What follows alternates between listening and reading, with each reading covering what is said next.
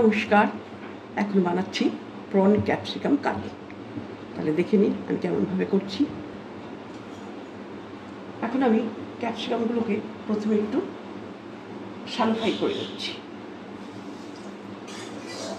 কড়াইতে তেল দিয়েছি, একটু নুন দিলাম আর দিচ্ছি ক্যাপসিকাম। এটা একেবারেই শ্যালো ফ্রাই হবে, জাস্ট একটু নেড়ে তুলে নেব।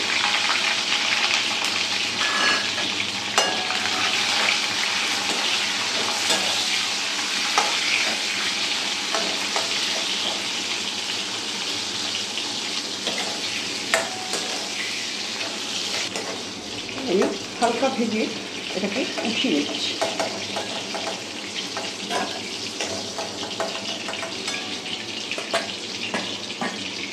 এবার ওই তেলেই দিয়ে দিচ্ছি আমি 300 গ্রাম চিংড়ি মাছ। আমি আর নতুন করে তেল দিলাম না, ওই তেলটাই যথেষ্ট।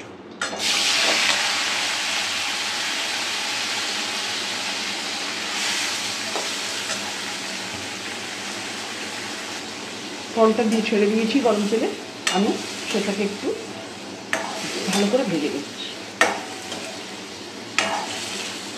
খুব শক্ত করে ভাজবো না, কারণ প্রন ভাজলেই শক্ত হয়ে যায়।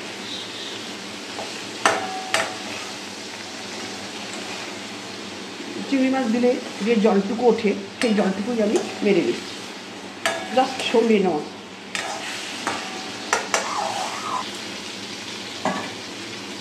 চিংড়ি মাছের জলটা শুকিয়ে গেছে। এবার আমি 1 চামচি গোলমরিচ আমি হাফ ক্রাশ করে এতে দিয়ে দিচ্ছি।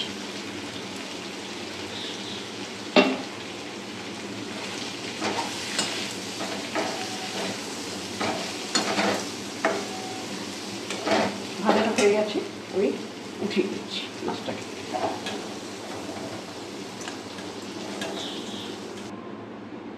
একই কড়াইতে দিয়ে দিলাম বেশ কিছুটা সর্ষের তেল। এটা সম্পূর্ণ সর্ষের তেল দিয়ে করছি, আপনারা চাইলে সাদা তেল দিতে পারেন। পেঁয়াজগুলো আমি ছেড়ে দিলাম।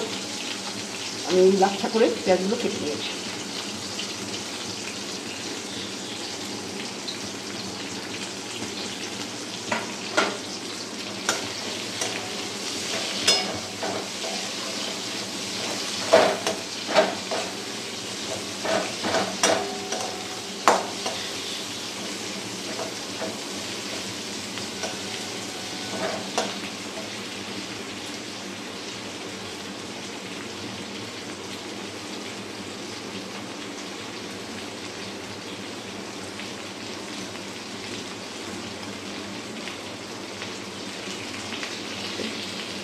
এবার আমি এতে হাফ চামচি নুন দিলাম।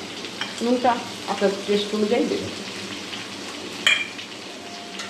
আমি যে মাছটা ভেজেছি সেটা আমি নুন মাখিয়ে ম্যারিনেট করে রেখেছি। এবার দিচ্ছি আমি একটা গোটা রসুন লম্বা করে সরু সরু করে কেটে নিয়েছি কুচিয়ে।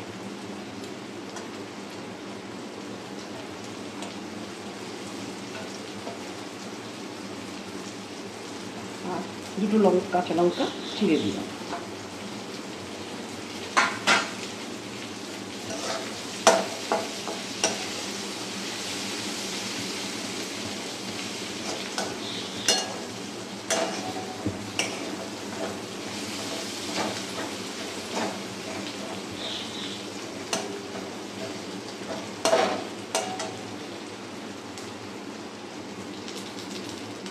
এবার দিচ্ছি আমি 1 চামচি গুঁড়ো লঙ্কা আর হাফ চামচি হলুদ গুঁড়ো।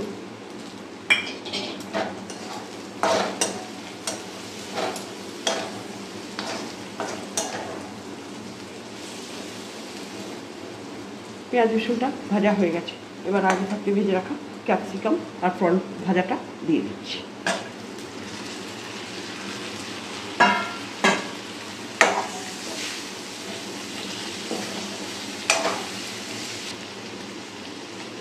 মাছটা আমার ভাজাটা হয়ে গেছে।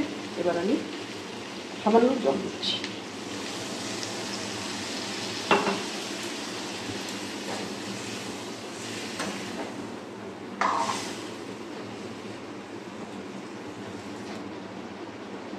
গ্রেভিটা ফুটে উঠেছে। এবার আমি এতে 2 কুচি ধনেপাতা কুচিয়ে দিলাম আর একটা লঙ্কা চিরা দিলাম।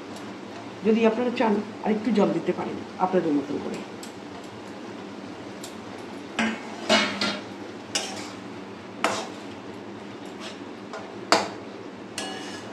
রান্নাটা আমার হয়ে এলো। আপনারা এইভাবে রান্নাটা করে খাবেন, দেখবেন কেমন লেগেছে আপনাদের।